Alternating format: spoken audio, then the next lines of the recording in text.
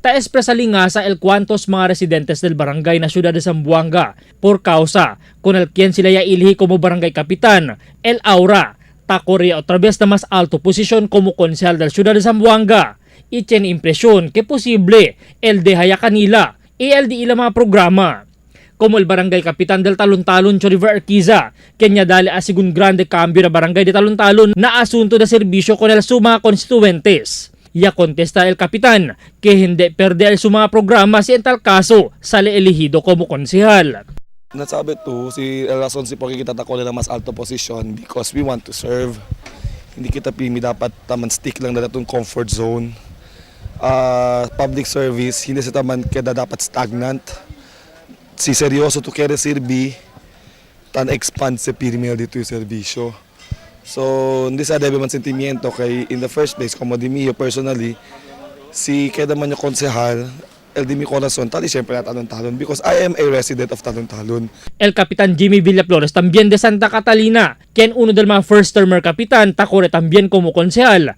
Asigun con él, mas tiene el poder ayuda con el Santa Catalina si sale elegido y puede asigun concentrar siya con el rehabilitación del Ground Zero si sale elegido como un konsehal. Chetamente habla de eto kanamon. So hablo yo, we have 7 kagawads, 1, 2, 3, 4, 5, 6, 7, el uno li releva. But does not mean dihayo con el Santa Catalina. Porque man, the more que pwede kita dali ayuda Santa Catalina, sitali kita na council.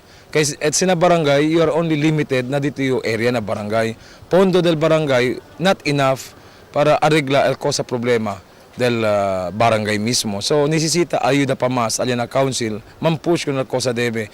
I will continue to stay inside Marta Drive, Santa Catalina. I was born na ese lugar, I will die na ese lugar. El Kapitan del San Roque Litlit Macrohon niya habla también que continúa él suporta su programa que necesita lang bisya kaya ofrece él na di su barangay. No hay asigun cosa para manlingasa si saliman él elegido. El tiene asigun él bastante poder para extender su serbisyo na otro mga barangay na Distrito 1. Mas manada kita pwede ayuda, no? Si pwede kita como un konsehal de syudad, kaya cuando yasinta kita como un barangay chairman de San Roque, bin manada kita problema pwede mira, no?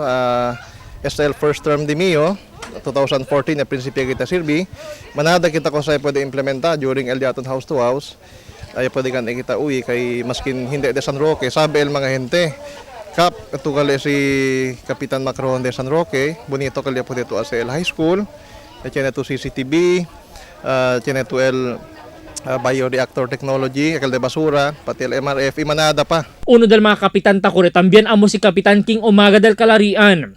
4 sila, amo mga first term barangay kapitan, i-aura ya saka el kada igualan partido por causa con el di ila potensyal, i-records de buen trabajo na di ila kada igualan barangay. A mediante este tiempo de eleksyon, sila ta-actúa siyempre como kapitan del di ila barangay y debe asigun hindi deha con el di ila responsibilidad.